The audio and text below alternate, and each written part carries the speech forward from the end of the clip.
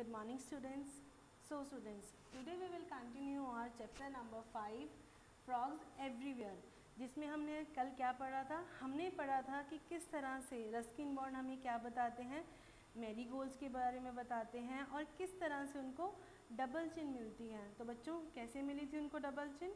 Yes, उनको double chin मिली थी अपनी ग्रैनी यानी अपनी दादी से, जो किस तरह की थी, जो बहुत ही स्ट्रिक्ट थी और उनको बहुत प्यार भी करती थी और उनको टोका भी करती थी कि उनको ज़्यादा क्या नहीं खाने चाहिए, कोफ्ता नहीं खाने चाहिए। और ये बात उनको कब याद आती है रस्किन बॉन्ड को? जब डॉक्टर बिस्ट उनसे क्या होते हैं, मिलने आते हैं और उनको क्या एडवाइस करते हैं कि अगर तुम चाहते हो कि तुम्हारी हेल्थ सही रहे तो तुम्हें क्या करना चाहिए, तुम्हें जो है जितना है उतना ही खाना चाहिए। वहाँ पे उनको क्या क्या याद आ जाता है? अपनी दादी माँ याद आ जाते हैं। और वो हमें ये भी बताते हैं कि किस तरह से उनकी दादी जी का घर है बिल्कुल गेंदे के फूलों से भरा रहता था। क्यों भरा रहता था? ताकि वहाँ पर स्नेक्स ना आए और उनका घर जो है हमेशा सुरक्षित रहे। लेकिन ऐसा नहीं हो पाया। क्यों नहीं हो पाया? आज हम जो है अपने पेज नंबर 31 पर यही पढ़ेंगे। तो चलिए let's get start. However, we did have plenty of frogs thanks to the disused fountain installed by my grandfather but neglected after his death. अभी इसीलिए आगे वो क्या बताते हैं कि हमारे घर पर जो है बहुत सारे फ्रॉग्स थे और वो फ्रॉग्स कहाँ से आए थे? जो उनके दादाजी ने एक फाउंटेन बनवाया था, जो बहुत सालों पहले फाउंटेन बनवाया था, उससे वहाँ पर क्या आ गए थे? फ्रॉग्स आ गए थे। लेकिन उसको जो है कोई भी उसको यूज़ नहीं करता था। नेग्लेक्ट का मतलब बेटा होता है इग्नोर करना या फिर ध्यान ना देना। किसी ने उस पर कोई भी ध्यान नहीं दिया था। The fountain hadn't functioned for a couple of years, but the little reservoir in which it stood had filled up with the rainwater and was now covered with the water lilies. अब जो fountain था वो जो है बहुत time से क्या है, काम नहीं कर रहा था। क्यों नहीं काम कर रहा था? क्योंकि उस पर किसी ने ध्यान ही नहीं दिया था। लेकिन जो लिटिल रेजर्वोयर यानी कि जहाँ पर बेटा पानी भर जाता है, आप ये कह सकते हो कि छोटा सा तालाब, ठीक है, वहाँ छोटा सा तालाब सा बन गया था और वहाँ पर जो है बारिश का पानी क्या हो जाता था, इकट्ठा हो जाता था। और वो किससे भर गया था? छोटी छोटी जो वाटर लिलीज यानी कि बेटा जो लिलीज होती हैं ना, उससे भर गया था। One day after an expedition to the canal head work, यानी कि एक दिन की बात है जब रस्किन बॉन्ड कहाँ से वापस आ रहे थे? वो जो है एक कैंपेन से वापस आ रहे थे बेटा। वहाँ से वो क्या लेकर आते हैं? I brought home some small fish in a bucket and introduce them to the lily pond. वो क्या करते हैं? वहाँ से वापस आते हुए क्या लेकर आते हैं? थोड़ी बहुत फिशेस लेकर आते हैं और उनको किस में डाल देते हैं? वो जो लिली वाला तालाब था यानी कि लिली पॉन्ड में उसको डाल देते हैं। I hadn't paid much attention to the tadpoles swimming around in the bucket. अब जब वो फिशेस डाल रहे थे उन्होंने बिल्कुल भी बाल्टी की तरफ ध्यान नहीं दिया कि उस बाल्टी के अंदर क्या थे? तैरते हुए टेडपोल्स। बेटा टेडपोल्स होते हैं फ्रॉग्स, ठीक है, वो उसके आसपास ही घूम रहे थे और रस्किन बॉन्ड ने उस पर बिल्कुल भी ध्यान नहीं दिया। Well the fish died as they were used to fresh running water and not stagnant water. अभी बेटा जो फिशेज़ होती हैं ना, वो बिल्कुल फ्रेश पानी में रहना पसंद करती हैं, ना कि स्टेगनेंट यानी कि जो ठहरा हुआ जो गंदा पानी होता है ना, उसके अंदर वो रहना पसंद नहीं करती हैं और इसी कारण से वो क्या हो जाती हैं? मर जाती हैं। But the tadpoles did very well and before long we had frogs leaping all over the place. लेकिन क्या होता है? टेडपोल्स तो बेटा जो है गंदे पानी में भी रह लेते हैं, तो वो आराम से वहाँ पर रह रहे थे।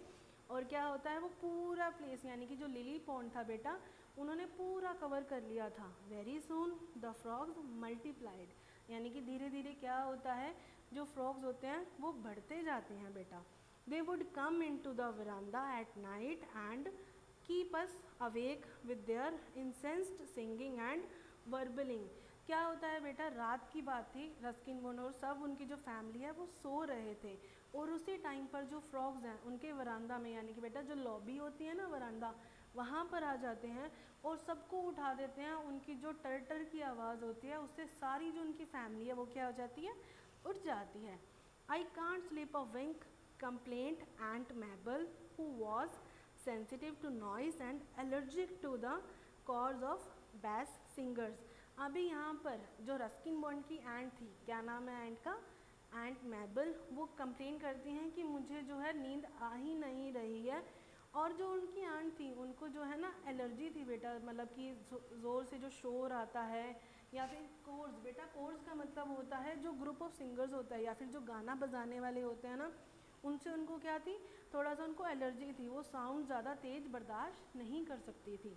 दे are serenading for you I said. यहाँ पर एंट मैबल के कंप्लेन करने के बाद क्या होता है, रस्किन बॉन्ड क्या कहते हैं उनको कि वो जो है तुम्हारे लिए क्या कर रहे हैं, आपके लिए गाना गा रहे हैं।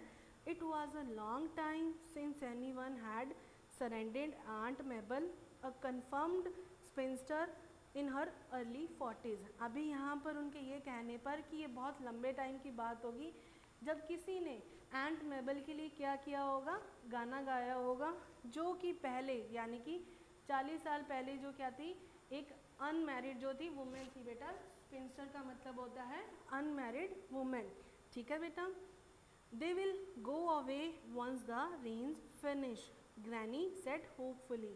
अभी यहाँ पर जो है उनकी रस्किन बॉन्ड की दादी कहती हैं कि टेंशन मत लो, कुछ नहीं होगा, जैसे ही बारिश ख़त्म होती है जो मेंढक हैं यानी कि जो टेडपोल्स हैं वो अपने आप चले जाएंगे। But they did not go away, लेकिन ऐसा नहीं हुआ।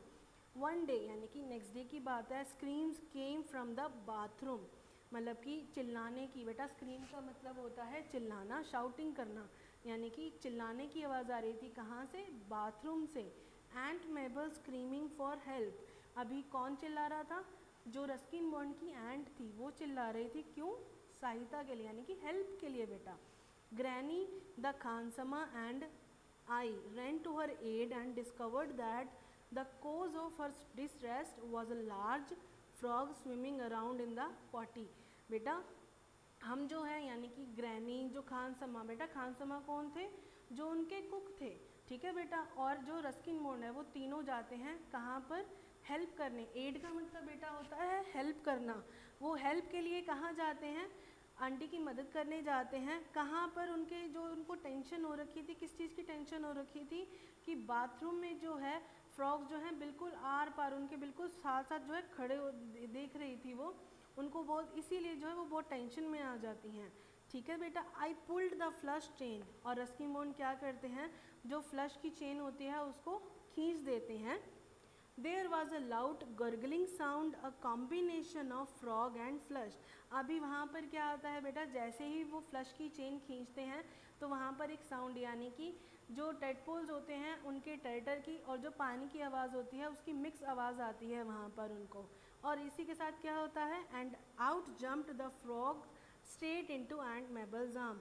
और ऐसा करने पर क्या होता है, जो फ्रॉग होता है वो डायरेक्ट एंट मैबल की बाजू पर आ जाता है। She left for Lucknow that day saying she would be safer in a zoo where her cousin was the superintendent.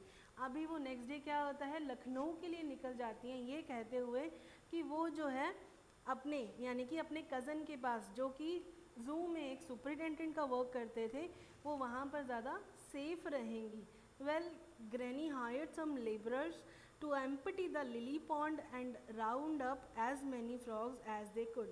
अभी उसी दिन क्या होता है, जो दादी माँ होती हैं कुछ काम वालों को घर पे बुलाती हैं, ठीक है, उनको कहती हैं कि जितने भी फ्रॉग्स थे आप इकट्ठा करके इन्हें यहाँ से ले जाइए, और वो आकर ले जाते हैं। They were put into baskets and taken to some mysterious destination. उनको बास्केट में यानी कि बाल्टी में डाल दिया जाता है और किसी अनजान सी जगह पर उनको छोड़ दिया जाता है। Perhaps they have been exported to China or even to France। They eat frogs there, don't they? I am amused। यानी कि यहाँ पर उनको क्या कहते हैं रस्किन बॉन्ड, कि मुझे ये लगता है कि शायद उनको या तो फ्रांस में या चाइना में छोड़ दिया गया होगा, क्योंकि वहाँ पर ये लोग मतलब फ्रॉग्स को खाते ही हैं। ये जो है मतलब रस्किन बॉन्ड थे वो धीरे धीरे ये बात बोलते हैं। Only the legs send granny. अब ग्रैनी आगे से क्या जवाब देती हैं, वो सिर्फ उनकी टांगे खाते हैं।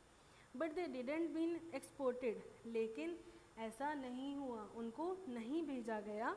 The khansama told me later that the basket had been opened and dumped near a pond behind the railway station. लेकिन जो खानसमा यानी जो कुक थे वो क्या बताते हैं रस्किन बॉन्ड को, वो ये बताते हैं कि बाल्टी को जो है तालाब के पास, यानी कि जो उनके घर के पास जो है रेलवे स्टेशन के पीछे जो तालाब था ना, वहाँ पर उनको जो है छोड़ दिया गया है। And before long they were all over the station waiting rooms and platforms until the station master had a brilliant idea. अभी जो है जैसे ही वो वहाँ से तालाब से निकल कर जो है कहाँ पर पहुँच जाते हैं बेटा, स्टेशन पर पहुँच जाते हैं। चारों तरफ वो स्टेशन पर फैल जाते हैं, कहीं वेटिंग रूम्स में, प्लेटफॉर्म में, अनटिल कब तक, जब तक स्टेशन मास्टर के पास क्या नहीं था, एक अच्छा सा आइडिया नहीं था बेटा। इसी के साथ ऑन द पेज नंबर 32 बेटा, he had the frogs rounded up a number of street urchins who wanted to make a little pocket money। अभी उनके पास क्या आइडिया था, उन्होंने देखा कि जैसे ही स्टेशन पर फ्रॉग्स फैले हुए हैं, सब जगह हैं, तो वहीं पर जो है कुछ शैतान लड़के, अर्चिन्स का मतलब होता है शैतान लड़के आते हैं, उनको पकड़ लेते हैं। किस लिए, ताकि वो थोड़ा बहुत पैसा बना पाएँ। अब वो उनको पकड़ के किस में डालते हैं, he then had them packed firmly into several well ventilated box। यानी कि वेंटिलेटेड का मतलब होता है बेटा हवादार वाले बॉक्स में उन सबको, जो जितने भी वहाँ पर टाइडपोल्स होते हैं उसमें बॉक्स में डाल देते हैं।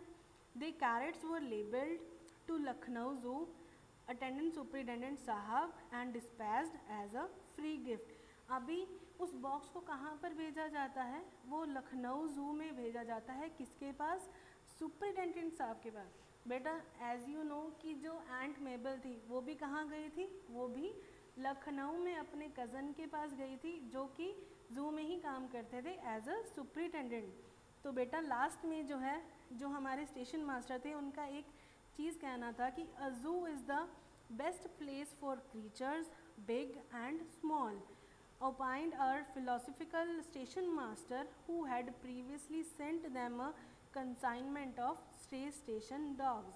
यानी कि उन्होंने ये कहा कि जो ज़ू है वो छोटे और बड़े जितने भी तरह के एनिमल्स होते हैं, क्रीचर्स होते हैं, उनके लिए बेस्ट प्लेस है। ये किसकी राय थी बेटा, ओपाइन का मतलब होता है ओपिनियन, यानी कि कोई सुझाव देना। उनका ये सुझाव था कि जितने भी एनिमल्स हैं, एक तो उनके लिए अच्छा सेफ रहता है, वो अच्छे से वहाँ पर रह पाते हैं। तो बेटा आज हमने फ्रॉग्स एवरीवेयर का चैप्टर पढ़ा, किस तरह से रस्किन बॉन्ड ने अपनी खुद की कहानी यहाँ पर बताई। इसी के साथ हमारा चैप्टर बेटा ख़त्म होता है। इससे रिलेटेड आपको कुछ क्वेश्चंस भेजे जाएंगे and you have to solve it. Thank you.